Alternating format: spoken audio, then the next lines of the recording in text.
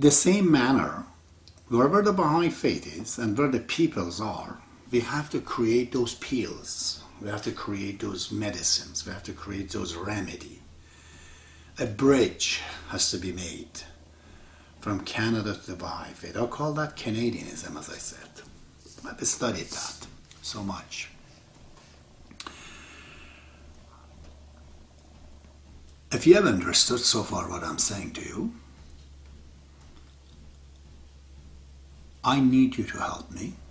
I need lots of money. And I need a ton of volunteers. I'm going to start. After you come about,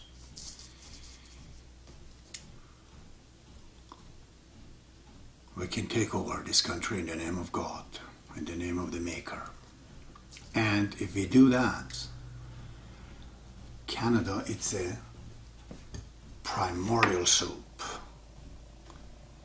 It's a template. It's an experiment that the entire globe can follow. If they do that, their economical problem and their social problem will be resolved. It's no wonder that the most people of the planet, they would like to become citizens of Canada, especially in Africa and South America and Asia, many countries in Europe, even English people, many Americans I know.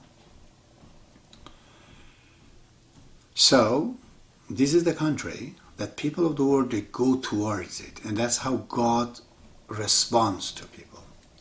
And if you look at it, a lot of Baha'i laws corresponds to the Canadian rule right now, but they have sociological aspects. That achievement deficit disorder that I see in the face of a Canadian does not satisfy him. All this social and economical achievement that so much the people, the new people that they come in Canada, they busy themselves with making money, with becoming big and that. But people who are born in this country, they get bored with it.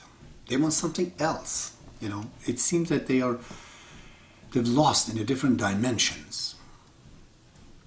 And that dimensions, I believe, is the Baha'i faith, as long as it's presented in the manner that I've talked about in these videos. But in the case of Canada, we have to go deeper.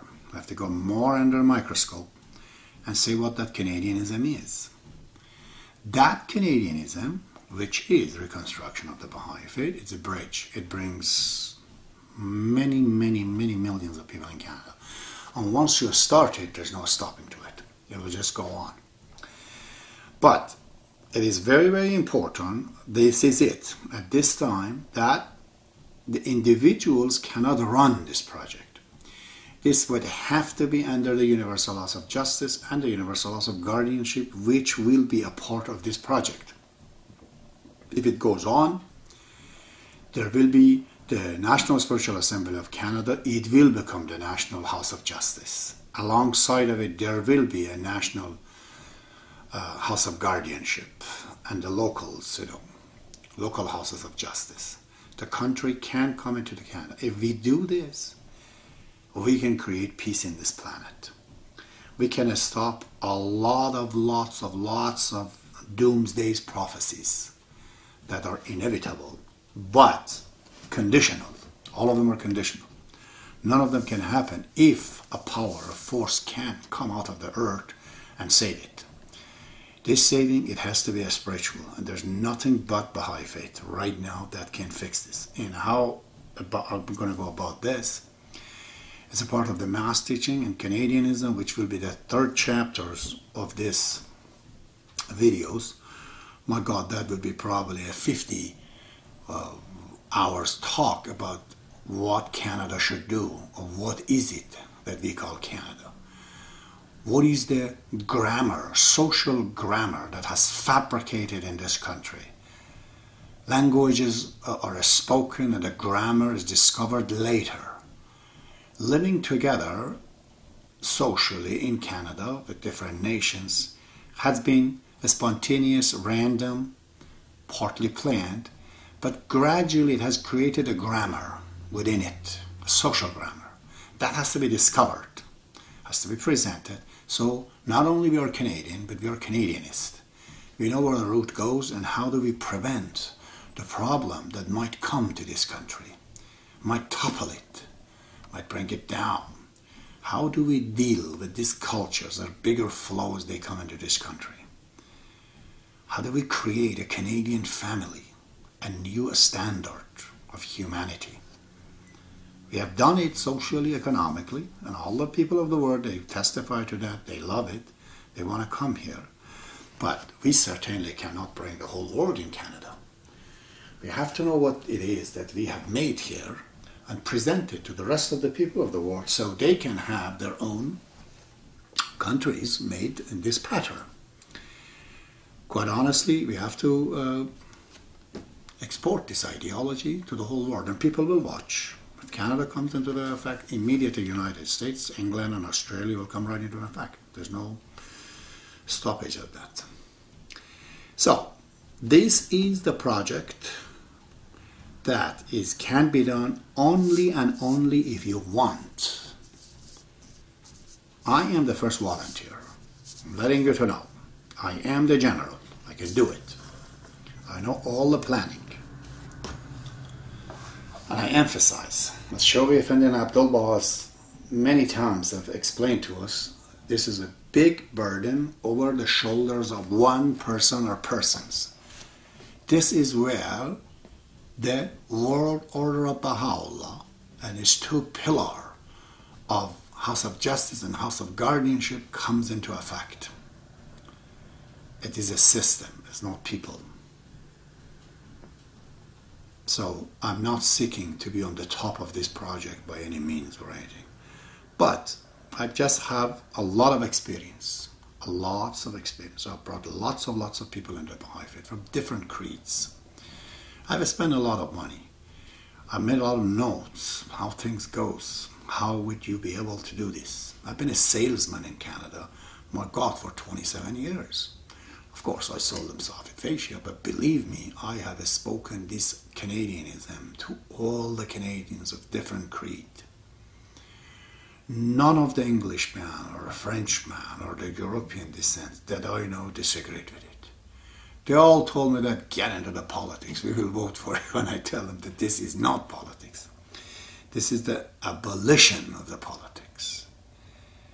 Politics of exclusiveness. No, it's very inclusive. Everyone is included. While we're doing things in Canada, we're doing it with a conscience of knowing that we live in the world. We're not going to do anything in this country that does not run parallel to the needs and desires of the rest of the people in the world. There is no disagreement with what we are going to do, anybody in the planet or anyone. It's all inclusive. But this is your project. This is not the project of Baha'u'llah. This is not the project of God. This is the project of humanity. And only if you want to call me personally, sit down and talk, or wait. I'm going to finish this topic, then I'm going to go to the attributes, and then I'm going to go to the last one, which is the installations of the new spirit onto man and makes, that internet connection to God. Then I'm going to go to the next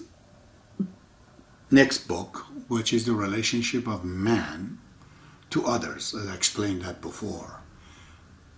Relationship of man to his spouse, to his children, to his immediate family, to his friends, to his city, to his country, to his planet. 7 relationships. And in there, I will have messages to Canada and their Canadianism. It will probably take some time, going to make us closer to 2012 and that prophecy that some people believe in, that is going to happen.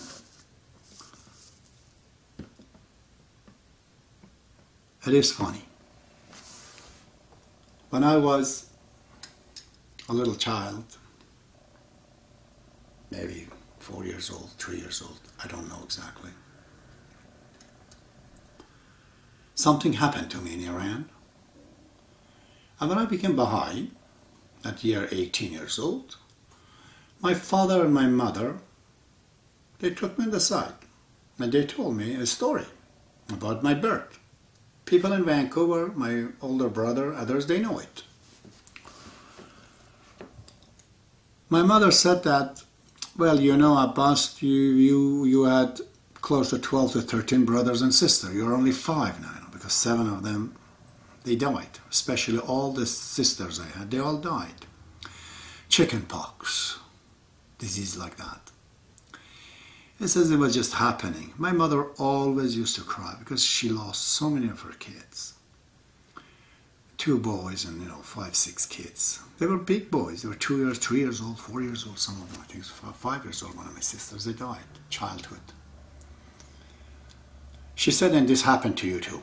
Your body kind of puffed up, and there were red spots on your body. And I knew you were going to die. And she was a superstitious lady. Would hide me from others because they're saying there are some people that have bad eyes. If they look at somebody, say, oh, what a beautiful child, and it becomes a curse. So they were hiding me. She says, I was in my crying, mood, as I was all the time. The door knocked, and the beggar of the village is a small, probably has a couple of beggars.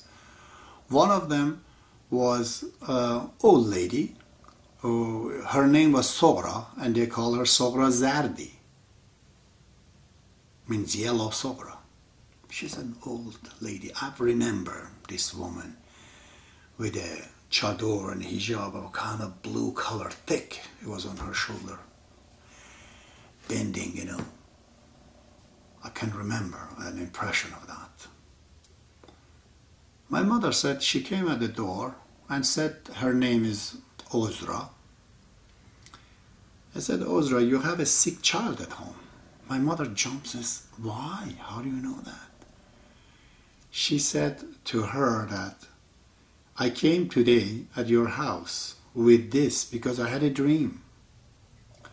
A holy saint told me that the child that you have in your house, his name has to change or he will die.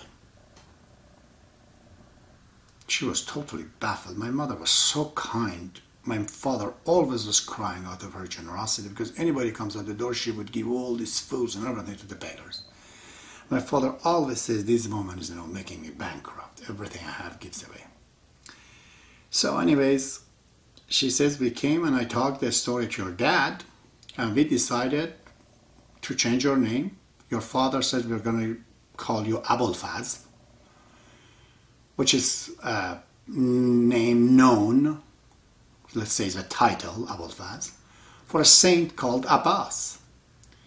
And Abbas is a saint. He was the brother of Imam Hussein, a very gallant individual.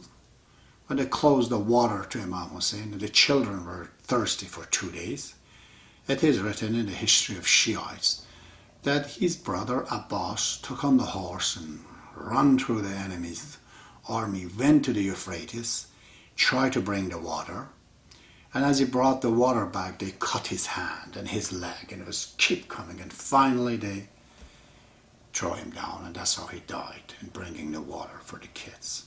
So Abbas is very famous among the Shiites. So my mother said that, I said to your father, oh, it irritates me, the name Abulfaz. I'm going to call him Abbas, and we make a vow to God that if he grows up, he will become the janitor or the keeper of the shrine of Abbas.